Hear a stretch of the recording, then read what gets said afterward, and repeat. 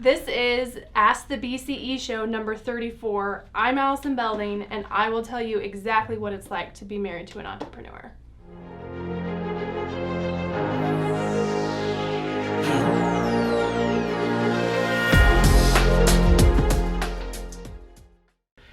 I'm your host, Kurt Belling, and I am the Blue Collar Entrepreneur. This week, I got a guest. I got a special guest. It's my wife, Allison Belding, and I brought her on to talk about an issue that's pretty close to home, is what is it like to live with a business owner, be married to a business owner, married to an entrepreneur, the goods and bads, the ugly, 100% truth, transparency, no sugarcoating, straight off the cuff, what is it like? And, well, do you have any thoughts on that? What is it like? Before we answer these questions, if you had to put like three big, bold, like, okay, here's one big category, second category, third category, what would you say? Categories. I think you have to be supportive. Support. Communication is huge. Mm-hmm. And kind of expect anything. Because anything could happen at any point in time. Even right now, we're scheduled to do this show at 12 o'clock. I ran in here at 11:58, and Reese wasn't ready till about 12, whatever it is right now. It's not all his fault. It's yes. fine. Cool. Well, we had actually a bunch of questions because I promoted this before, and I told all your friends and family that you're going to be on the show. So, Reese, you have the questions. I've got one right here. I'm going to read this one, and then we'll go into the other questions. Shawnee Gordon asks, what is the biggest challenge of being married to a business owner? Whew. So what's your biggest challenge? I would say my biggest challenge was in two different. At the beginning of our marriage, more so newly married, I wasn't quite, I guess, ready or expecting everything that kind of came my way. Like what? Like, what's some examples? When we first got together, before we were married, or like when we first got together? Both. That was the beginning. I'll just talk about beginning and now. I feel like because there's been shifts between the two of us, obviously a lot of things have been worked through. However, from the beginning, the biggest challenge was finding the balance of time. Kurt struggled with that a little bit in the beginning. Time as in time at my business, time with my family. Well, yeah. Mm-hmm. Spending time with your family, in the quality of that, and then time within your business to making sure that's not suffering and everything's being completed there. Mm-hmm. That was my biggest challenge. Kind of worked through some things. I think the biggest challenge now I feel is the fluctuation and the stability. It's kind of all over the place. What's all over the place? Things could be going really great sometimes as far as things are running smoothly, money's coming in smoothly, we're not really worried about too much stuff, and then one little thing can happen and it shifts your whole entire world.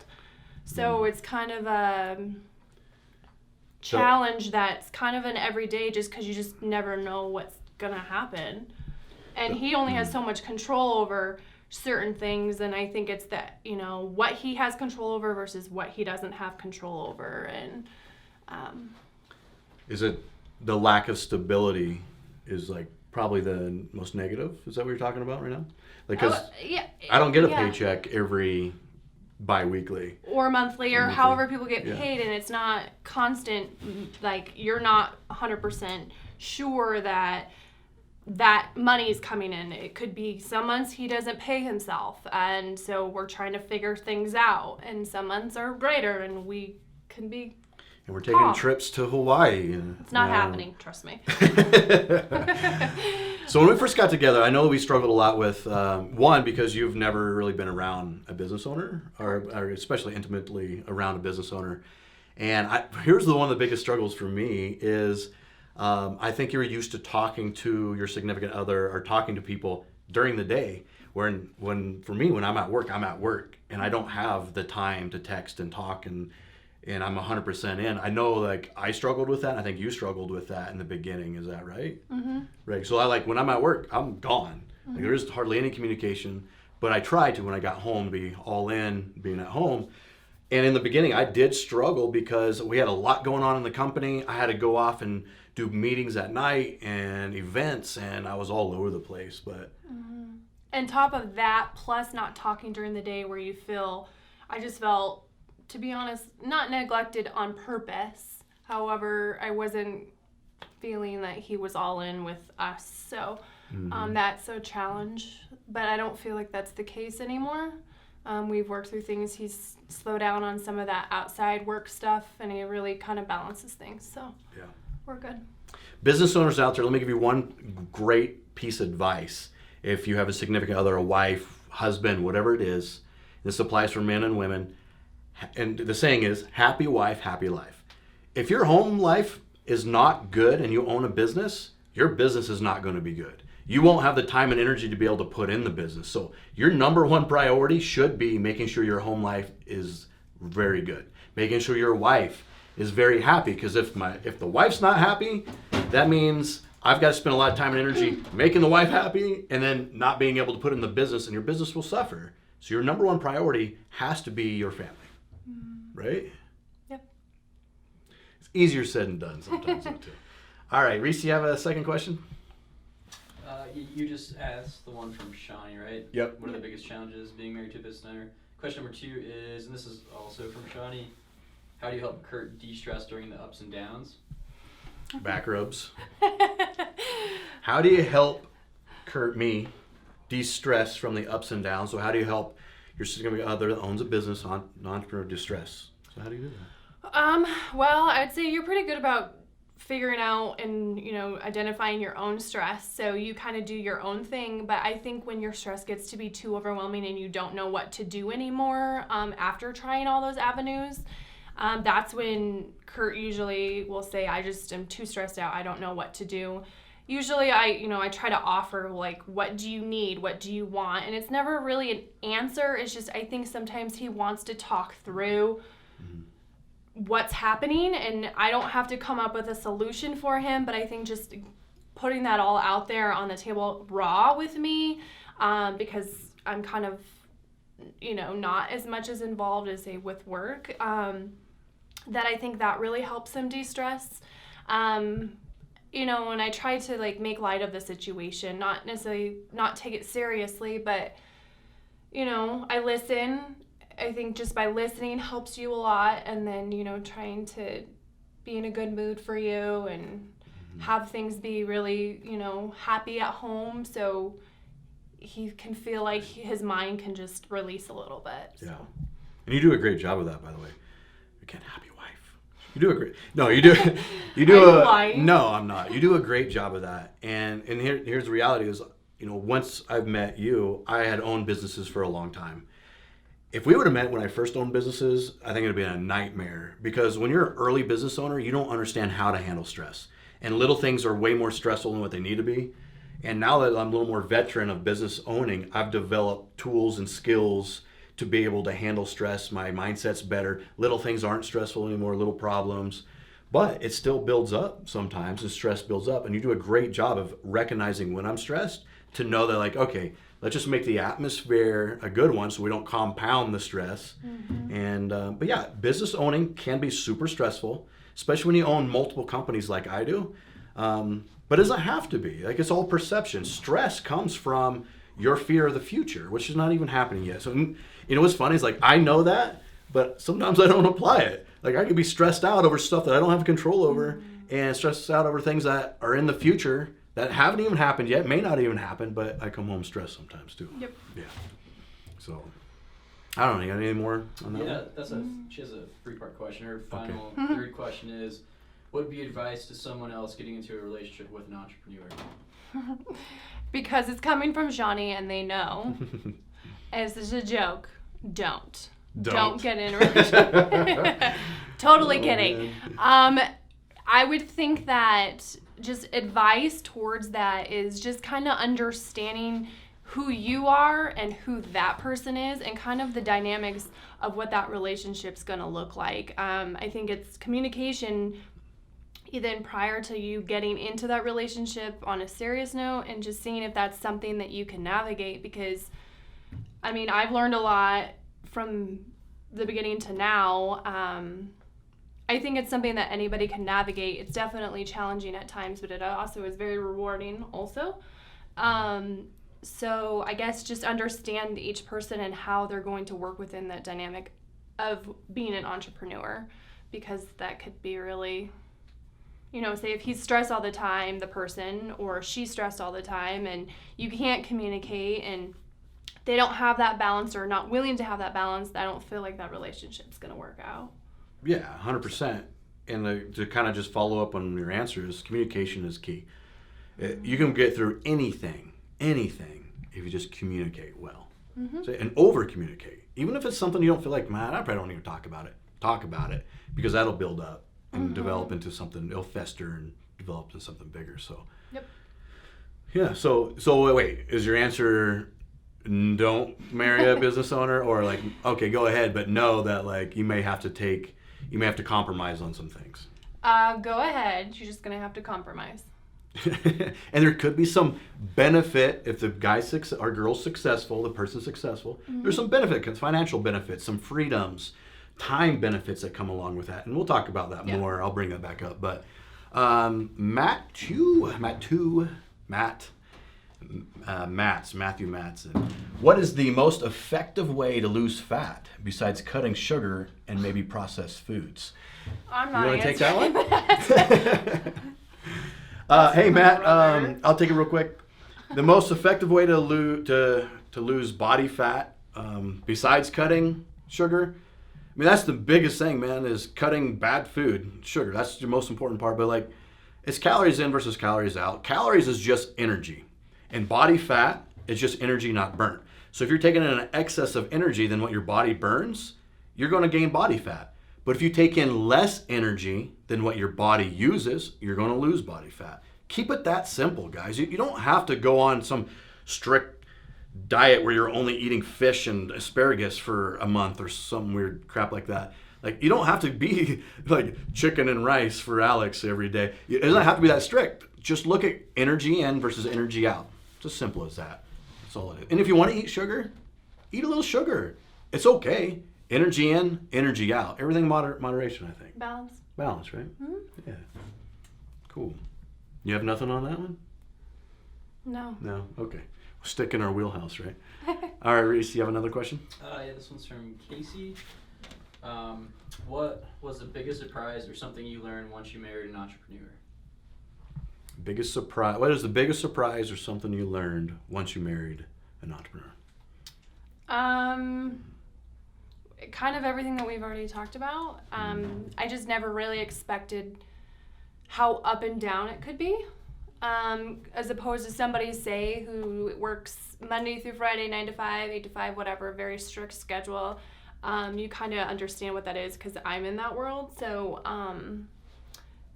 I feel like there's just a lot. I didn't expect that there was going to be the fluctuation, I guess, of emotions and money and kind of everything that we've already discussed. Right. So. Yeah, I think that the biggest difference is, and one of the biggest thing that we struggled with is, I wasn't like a traditional, like, business owners are a small percentage of the population. Most people go work 9 to 5 at their job. And the big benefit of that, the benefit of working 9 to 5 is you almost have a guaranteed paycheck unless you get fired, right? Mm-hmm. You have a guaranteed paycheck. You know how much money's coming in. You can budget off that money. You know you're going to be home at a certain time, and you could check out. You don't have to stay plugged in, because as soon as you're off the clock from that job, you don't have to think about anything else than your hobby that you like to have fun with and your family. And weekends are checked out, nights are checked out. That's the big benefit, I feel. Mm-hmm. Now, where I think the big negative is, you're going to have to work until you retire. And there's no guaranteed retirement. There is no guaranteed Social Security anymore. A lot of people that haven't been super smart with their money are still working when they're 80 years old, the Walmart greeter that I've talked about. And the big benefit of entrepreneurship is there is no ceiling. It depends on what business you're in, but there is no like limitation of what type of money you can make. You could retire at 30 if you wanted to, if you're successful. So there's that variable of not having that limitation. And there's the variable of the flexibility of time. Like we get to, if we really wanted to, we literally, depending on your job, your job, but my job, I could literally take off today, be gone a month, and still make the same amount of money as wherever I'm gone on vacation or wherever I'm doing as I would sitting right here. So like that's the big benefit of owning your own business. If you're able to remove yourself from the business and create the machine like I've talked about in other podcasts, is that flexibility of time. If we wanted to go home right now and take the day off, I could take the day off. If we want to take, you know what I mean, like the variable of like flexible time, and the variable of you can make a lot more money and have early retirement and a better lifestyle if you're successful in business. And that's a big if. If you're not successful in business, it could hinder your life too. Mm-hmm. Right? So, I don't know. We got anything else coming through? Coming through, let's see. Or was there any other pre-questions? There's one other part to Casey's. What are the perks of being married to an entrepreneur? I know you kind of covered that a little bit. You get to be on his podcast. That's right. What are the perks of being married to an entrepreneur? Kind of what we just talked about. He has a lot of flexibility, so that's really nice. I mean, especially if you have me, who kind of has more of a more strict role in my job, where I have to report 9 to 5 usually. He's able to drop what he's doing if he's not that busy, and he can go pick up our daughter, or if I need him to go and do something, or we can take the afternoon off, he's able to do so. He has that flexibility. The other positive is that when things are good, things are good. I was able to take a year off of work. I was going to bring that up too. Remember that year that you didn't have to work? He was doing really well, and I didn't have to work for a year, and that was really nice. So that's a perk, most people don't get that opportunity. So I wanted to shout out to you about that. But I think it's that, and he again, the flexibility, like with Bella being in school, or not in school, but for like summer, one specific example is that he brings Bella to work, and they kind of just hang out, and it saves us money, and I can't have her be at my job all the day, so we do have kind of, I think it's the flexibility. Yeah. Is the main thing. Flexibility and the opportunity to be able to be more financially independent. Yeah. With that opportunity, doesn't mean it's going to happen. Melissa Toller says, there are always positive and negative surprises, ups and downs, but what is the biggest reward you both feel is gained together? I mean, it's kind of with all of those, specifically speaking in the work or entrepreneur, world, and being married to you, I think what we've gained as a married couple has been really good communication, kind of understanding each other, needs and wants. I think that has been brought out more, if that makes sense. I feel like we have a good, strong bond because we've had to go through kind of some stressful stuff. That has been forced upon us through him being an entrepreneur. So I think that's what I feel we've gained together. Yeah, for sure. And here's my statement, and I'm not brown-nosing here, is behind every great man, there's a greater woman. You cannot be successful in life. You can't accomplish the things that I want to accomplish in life without a great woman by my side. And I think that what Allison has allowed for me is that flexibility and that capability to grow as a person, knowing that we have a great marriage, we have a great relationship, and I can focus on building my empire, building our financial freedom, knowing that you support me 100%. So I think that, you're right, through all the hard stuff that we've gone through, we've built a stronger bond, but that bond is only there because of the communication that we've had through those hard times to be able to build a relationship that we're in right now. And the reality is, you guys, if you own a business and if you're an entrepreneur, it is not like you go through a year of hardship where you're building those tools and those bonds. This will be the rest of our lives. This is forever. Forever, we're going to be going through ups and downs, and just in different stages of my career and different stages of our relationship is the ups and downs of business and entrepreneurship and as a relationship. So I think for as long as we're married, we're continuing to be building our bond, building our relationship throughout the whole thing. So that's where I see the benefit, Melissa Tuller. So, all right. Should we recap it unless we have any other questions? I've got nothing coming through on the feeds. Well, so here's my advice to you guys out there that are in a marriage and a relationship is, again, happy wife, happy life, 100%. And behind every great man is a greater woman. Like, you're a team in this. It's not like me just building my empire and she's dragging behind. Like, I would not be even close to where I'm at without her. And if you're marrying into an entrepreneurship, just keep an open mind. There's some benefits and there's some negatives that come along with it. It's equals. As much benefit you can have, the equal amount of negative things can happen too. I could have so many jokes right now. Go for it. Check their financial statements, their P&Ls. Before you get married, look at their profit and loss statements. Look at their bank account and see how much debt they're in. Because if they own a business, they're probably in debt. No, just saying. Right? Yeah. All right. Just kidding. Got anything Okay. else? No, I'm good. All right, that is the Ask the BCE Show, episode 33. If you like this content, check it out on my YouTube channel, Kurt Belding. Subscribe so you can see this all the time. Maybe I'll have this guest back on if it went well and everyone liked that content. Thanks for watching. Bye.